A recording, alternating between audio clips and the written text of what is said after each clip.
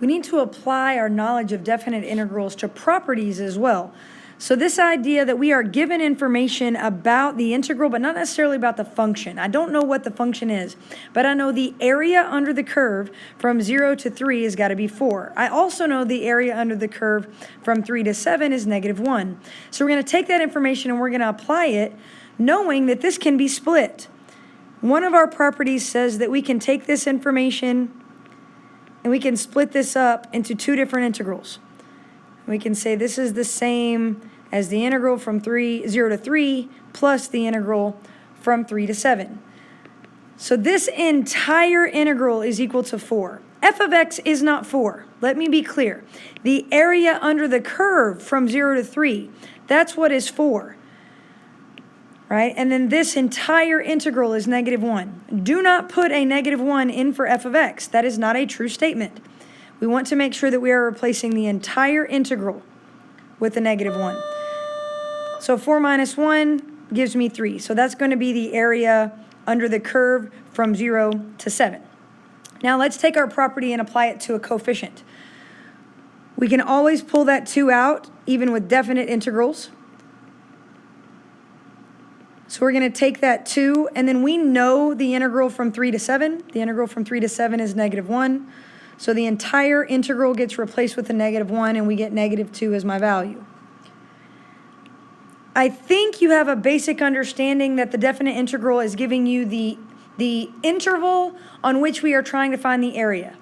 If I am going to go from 5 to 5, I have no width. There is no width in order for me to be able to take the area, so I am dealing with a 0 area.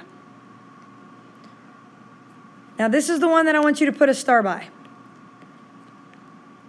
You are going to mess this up because you are going to look at that 3 and you are not going to process what you're being asked to do with it. Remember that you can separate this. It's not required, but you may want to so that you can see that you are integrating 3.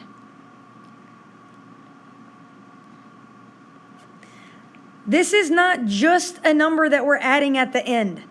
We are actually integrating 3. So go back to our understanding that whenever we integrate a constant, we are still finding an area. So what we're doing is we're drawing a line at 3 and then finding the area under the curve. For this one, it was 4.